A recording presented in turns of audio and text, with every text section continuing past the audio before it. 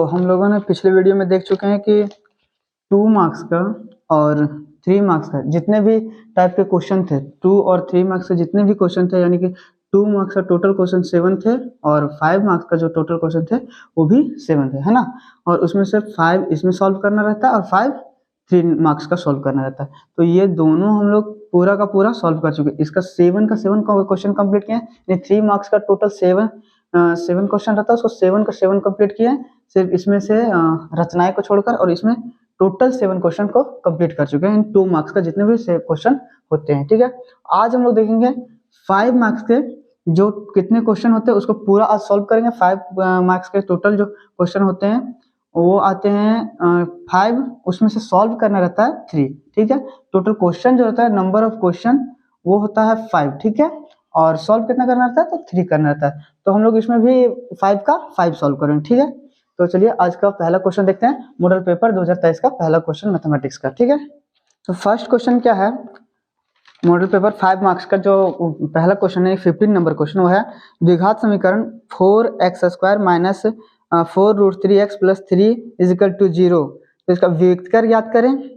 पहला क्या है, ए नंबर में व्युत्क्रम ज्ञात करें, बी में है मूल की प्रकृति बताएं, और सी है यदि मूल का अस्तित्व हो तो उन्हें ज्ञात करें, ठीक है। एक ही क्वेश्चन में 3 चीज पूछ दिया, क्या क्या।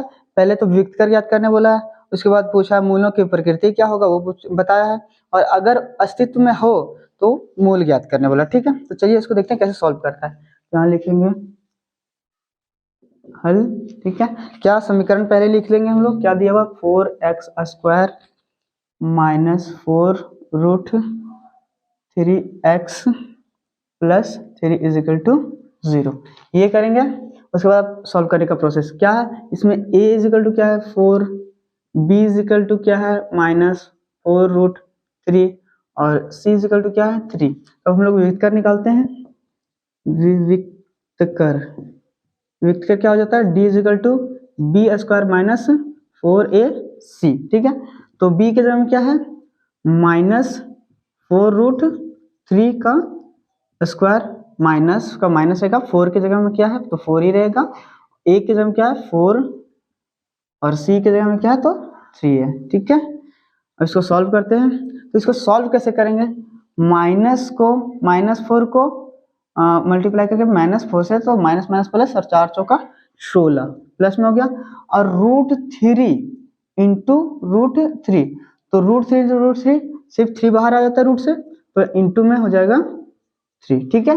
ये ऐसे सॉल्व होगा। तो उसके बाद -4 चौका 16, 48, यहाँ क्या आ जाएगा 48 हो जाएगा, ठीक है। और यहाँ भी क्या आ जाएगा 48 माइनस में 48, तो क्या हो जाएगा यहाँ पर फाइनल जो आएगा व्युत्क्रम हमारा वो 0 आ जाएगा, ठीक है।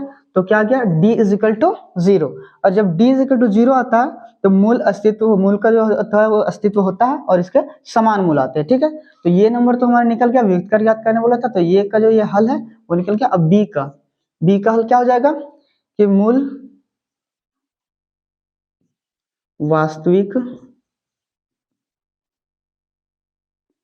और समान होंगे, क्या होंगे,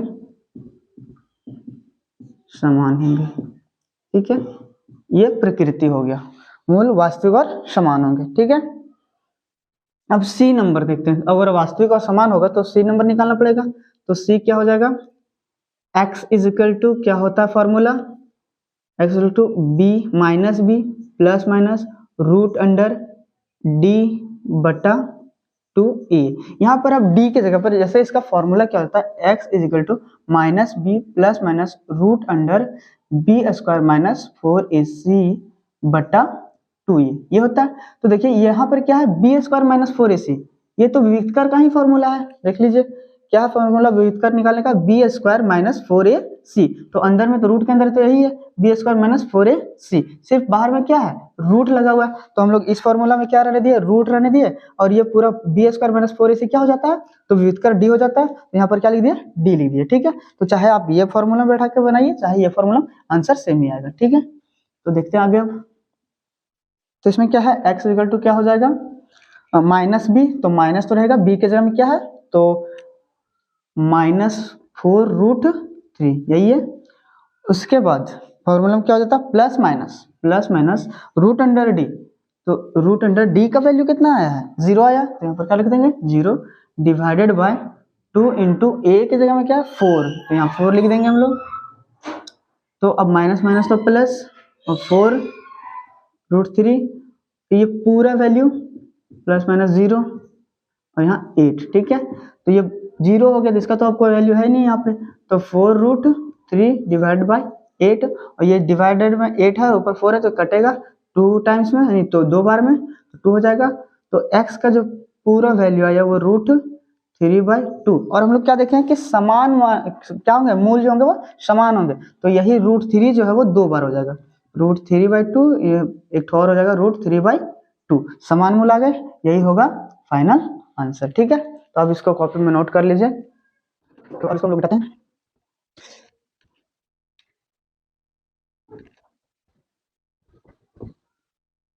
अब देखो नेक्स्ट क्वेश्चन 16 नंबर क्या है, 7 मीटर ऊंचे भवन के शिखर से एक केबल टावर के शिखर का उन्नयन कोण 60 डिग्री है। क्या है, एक भवन कितना मीटर ऊंचा भवन बना लेते, मान लेते ये भवन है, ये है 7 मीटर ऊंचा, ठीक है, और एक ठो टावर लगा हुआ है, ठीक है, सामने में टावर है, ये टावर है। तो क्वेश्चन में क्या बोल रहा है कि भवन के शिखर, यानी भवन का शिखर तो ये हो जाएगा, भवन के शिखर से एक केबल टावर के शिखर का उन्नयन कोण, केबल टावर के शिखर, भवन के शिखर ये और केबल टावर का शिखर ये हो जाएगा, तो इसका उन्नयन कोण, ठीक है, उन्नयन कोण कितना होगा 60 डिग्री का, ये हो जाएगा 36 स्तर, ये कितना डिग्री का कोण 60 डिग्री का कोण बनाता है, ठीक है, 60 डिग्री का कोण बना रहा है। नेक्स्ट आगे क्या बोल रहा है, और इसके पाद का अवनमन कोण, यानी कि टावर के पाद का अवनमन कोण कितना है 45 डिग्री है, पाद का अवनमन कोण 45 डिग्री, ठीक है। तो ये कितना डिग्री यहाँ 45 डिग्री। अभी देखिए z बन रहा है, यानी एकांतर अंतर कोण से ये भी बराबर हो जाएगा, ये कितना हो जाएगा 45, ठीक है, एकांतर कोण, तो ये 45 हो गया, ये भी 45 होगा, ठीक है, और ये 60 है। अब हम लोग यहाँ नाम दे देते हैं A B C D E, ठीक है। अब इसको सॉल्व करते हैं, ठीक है। तो सॉल्व कैसे होगा, ये अगर 7 है, भवन यहाँ से अगर BD 7 मीटर है, तो EC भी क्या हो जाएगा 7 सेंटीमीटर, क्योंकि ये यहाँ से यहाँ तक का जो ऊंचाई है सेम ही होगा यहाँ से यहाँ तक का, तो ये भी 7 मीटर हो जाएगा, ठीक है। तो यहाँ लिख लेते हैं क्या क्या है, तो हल करेंगे और लिखेंगे BD is equal to 7 centimetre, और ये क्या है भवन की ऊंचाई, भवन की ऊंचाई है, ठीक है, सेंटीमीटर भवन की ऊंचाई है। और AE क्या है, AE बराबर हो जाएगा टावर की ऊंचाई, है ना, टावर की ऊंचाई, टावर की ऊंचाई हो जाएगा, और कुछ दिया हुआ क्या, और हाँ BD बराबर हो जाएगा EC का, और एक चीज बराबर होगा DE बराबर हो जाएगा BC का, ठीक है, DE बराबर हो जाएगा BC का, ठीक है। अब करते हैं सॉल्व। तो देखिए यहाँ पर रिलेशन किसका किसका बन रहा है, पहले हम लोग निकालेंगे BDE में, त्रिभुज BDE में, ठीक है, त्रिभुज BDE में, तो त्रिभुज BDE में क्या रिलेशन बन रहा है, देखिए यहाँ भी हो गया आधार, तो लंब बटा आधार किसका रिलेशन निकलता है टेन का, तो tan theta is equal to लंब बटे आधार, यही होता है। तो टेन किसका वैल्यू 45 का, 45 इज इक्वल टू लंब कितना है, तो BD है और आधार DE, टेन 45 का मान 1, BD का वैल्यू दिया हुआ है 7 और DE का वैल्यू दिया हुआ है, DE का कोई वैल्यू नहीं तो DE का DE हो रहेगा। अब हम लोग क्रॉस मल्टीप्लाई करते हैं तो DE is equal to 7, DE क्या आ गया 7 आ गया। अब हम लोग नेक्स्ट, अगर ये DE 7 आ गया तो BC भी क्या हो जाएगा 7, देखिए यहाँ पर बराबर लिखा DE बराबर BC, तो जब DE इतना आ गया तो BC भी क्या हो जाएगा, BC इज इक्वल टू भी 7। अब अगला हम लोग बनाते हैं नेक्स्ट में, अब त्रिभुज लेते हैं ABC में, ABC में, तो ABC में क्या है, ABC में भी देखिए तो ये हो जाएगा क्या लंब और ये हो जाएगा आधार, तो ये भी टेन का रिलेशन बन रहा है, तो tan theta is equal to यहाँ भी होगा लंब बटे आधार, तो टेन 60 इज इक्वल टू लंब का तो AC का AC रहेगा, बेटा आधार ये 7 आ जाएगा, BC कितना आ गया, BC भी 7 है तो 7 हो जाएगा। इसको क्रॉस 1060 का मान होता है √3 इज इक्वल टू AC बटा 7, क्रॉस मल्टीप्लाई करेंगे तो AC इज इक्वल टू 7√3, ये आ गया। अब हम लोग देखें तो टावर का टोटल ऊंचाई क्या है, तो AC प्लस CE तो क्या निकलेगा AE, और AE ही क्या है, टावर का ऊंचाई है। तो अब हम लोग निकालते हैं टावर का ऊंचाई, ठीक है, टावर की ऊंचाई, ठीक है, तो क्या हो जाएगा टावर की ऊंचाई बराबर, देखिए तो AC प्लस CE यही होगा टावर की ऊंचाई। तो टावर का ऊंचाई क्या हो जाएगा, टावर का ऊंचाई AC प्लस में CE, तो AC कितना निकाल चुके हैं हम लोग, AC देखिए निकाल चुके हैं, इधर कर देते हैं, यहाँ नीचे नहीं दिख रहा है तो AC का वैल्यू कितना है, AC ना, AC देखिए निकाल चुके हैं हम लोग 7√3 है ना, AC कितना है 7√3 प्लस 7, तो यहाँ से दिया हुआ 7, ठीक है। अब इसको सॉल्व करेंगे तो 7 कॉमन आ जाएगा और 3 रहेगा यहाँ पे, और यहाँ पे +1, यही हो गया मीटर आंसर। हम लोग देखेंगे 18 नंबर क्वेश्चन, 18 नंबर क्वेश्चन, और जो पहले हम लोग बनाए थे, जो क्वेश्चन नंबर बनाए थे वो 16 था, मतलब 17 था, क्या था 17 था, ठीक है ना, उसमें गलती से 16 नंबर क्वेश्चन दिया गया। 16 नंबर जो क्वेश्चन है वो परमय से है, ठीक है, क्या परमय, और परमय 6.1 दिया हुआ मॉडल पेपर में, परमय जो दिया हुआ है यानी 16 नंबर क्वेश्चन जो है वो परमय है, और परमय जो दिया हुआ वो 6.1 का परमय है। तो हम लोग परमय और रचनाएं के लिए अलग वीडियो बना देंगे हम, ठीक है, उसमें आप जाकर के वो दोनों क्वेश्चन का आंसर देख सकते हैं, ठीक है। तो अभी जो है वो 16 जो हम लोग क्वेश्चन सॉल्व किए हैं वो क्वेश्चन नंबर मॉडल पेपर का 17 होगा, ठीक है, और अभी हम लोग देखेंगे अब 18 नंबर क्वेश्चन, ठीक है। तो 18 स्टार्ट करते हैं। तो 18 नंबर क्वेश्चन क्या बोल रहा है, पानी पीने वाले एक गिलास 14 सेंटीमीटर ऊंचाई वाले एक शंकु के छिन्नक के आकार का, पहले बना लेते हैं, शंकु के छिन्नक के आकार का क्या गिलास है, ऐसा होगा, शंकु के छिन्नक के आकार का गिलास है, इसका ऊंचाई कितना है 14 सेंटीमीटर है, ठीक है, तो यहाँ से यहाँ तक पूरा कितना है 14 सेंटीमीटर है, ठीक है। अब और क्या है, डी व्यास दिया हुआ है, देख लीजिए क्वेश्चन क्या है, दोनों वृत्ताकार सिरों के व्यास एक 14 सेंटीमीटर और 2 सेंटीमीटर, ठीक है, तो ये यहाँ से यहाँ तक भी व्यास हो गया, ये यहाँ से यहाँ तक व्यास हो गया, ठीक है। तो D1 इसको मान लेते हैं, इसको मान लेते हैं D2, ठीक है, तो D1 दिया हुआ है 14 सेंटीमीटर और D2 दिया हुआ है 2 सेंटीमीटर, ठीक है, अभी तक इतना ही दिया हुआ। और आगे क्वेश्चन क्या पूछ रहा है, क्वेश्चन क्या बोल रहा है, गिलास की धारिता ज्ञात कीजिए, गिलास की धारिता बोलिए या फिर बोलिए इसका आयतन क्या हो जाएगा, सेम ही चीज है, ठीक है। तो क्या क्या दिया पहले वो लिखेंगे, हल करेंगे, यहाँ पे क्या दिया हुआ है, गिलास का ऊंचाई दिया हुआ है, गिलास की ऊंचाई इज इक्वल टू है 14 सेंटीमीटर, ठीक है। अब D1 दिया हुआ है 14 सेंटीमीटर, तो R1 हो जाएगा यहाँ से 7 सेंटीमीटर, D2 दिया हुआ है 2 सेंटीमीटर, तो R2 हो जाएगा यहाँ से 1 सेंटीमीटर, ठीक है। अब निकालते हैं गिलास की धारिता, तो गिलास की धारिता क्या हो जाएगा, गिलास की धारिता बराबर क्या हो जाएगा 1/3 पाई एच, ठीक है, R1 का स्क्वायर प्लस R2 का square plus R1 into R2, यही होता है फॉर्मूला, ये होता है।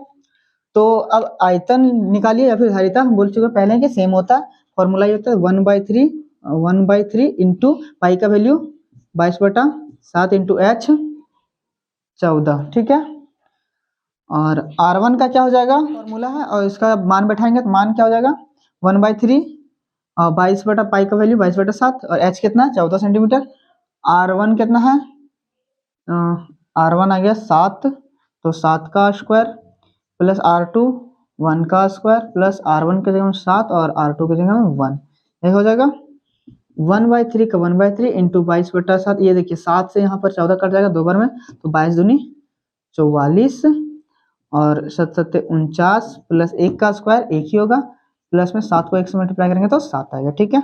अब ये हो जाएगा 44 डिवाइड बाई 3 और यहाँ इंटू हो जाएगा 49 और 1 50 और 7 57, ठीक है। तो अब देखिए 357 को कितने बार में डिवाइड कर रहा है, तो 19 बार में कर रहा है। तो फाइनल जो आंसर आएगा 44 इंटू 19, तो इसका जो फाइनल आंसर आ जाएगा, यहाँ लिख दे रहे हैं फाइनल आंसर, तो फाइनल आंसर आ जाएगा इसका 836 सेंटीमीटर क्यूब। ठीक है, ये 836 सेंटीमीटर क्यूब जो है वो इस क्वेश्चन का फाइनल आंसर आ जाएगा। ठीक है, तो आप इसको स्क्रीनशॉट मार सकते हैं। और ये क्वेश्चन बहुत ही आसान हो जाता है यदि आपको फॉर्मूला याद है। ठीक है, तो गिलास की धारिता बोलिए या फिर आयतन बोलिए, सेम ही चीज है, आपको ये फॉर्मूला याद रखना होगा यदि ये क्वेश्चन को सॉल्व करना है। ठीक है, अब देखते हैं हम लोग नेक्स्ट क्वेश्चन और मॉडल पेपर का ये लास्ट क्वेश्चन है। ठीक है, लास्ट क्वेश्चन जो है वो 14 चैप्टर से है, माध्य ज्ञात करना। ठीक है ना, क्या ज्ञात करना, माध्य ज्ञात करना कि निम्नलिखित आंकड़ों का माध्य ज्ञात कीजिए। तो इसका माध्य हम लोग ज्ञात करेंगे, दिया हुआ वर्ग अंतराल दिया हुआ है, जो दिया उसको पहले लिख लेते हैं। वर्ग अंतराल दिया हुआ है, वर्ग अंतराल, ठीक है ना, बारंबारता इसको बोलते हैं एफ आई, फिर एक्स आई, और उसके बाद आता है एफ आई एक्स आई। ठीक है, तो देखते हैं वर्ग अंतराल कितना दिया हुआ है, 100 से दिया हुआ 100, मतलब 100 से 150, 150 से 200, 200 से 250, 250 से 300, और 300 से 350। एफ आई क्या दिया हुआ है,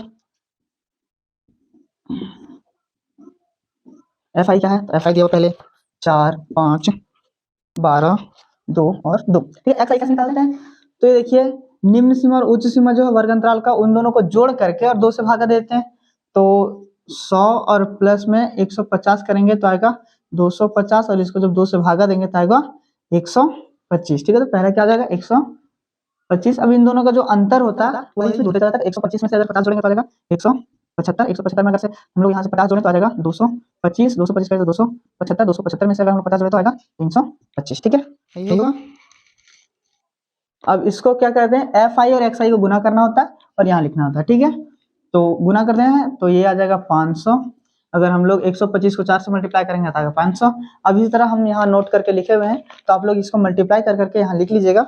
हम यहाँ क्वेश्चन सॉल्व करके लाए हुए हैं, तो इसको हम डायरेक्ट लिख रहे हैं। ठीक है, ये हो जाएगा 875, 2700, 550, और ये हो जाएगा 650। ठीक है, अब क्या करना था आगे, एफ आई को टोटल जो योग होता है सिग्मा एफ आई क्या आ जाएगा, तो सिग्मा एफ आई आ जाएगा, यहाँ से देख लीजिएगा 25 आ जाएगा, और ये sigma f i x i is equal to क्या आ जाएगा, तो इसका जो 5275। ठीक है, अब इसमें हम लोग को निकालने क्या बोला, माध्य निकालने बोला, तो माध्य निकालते हैं।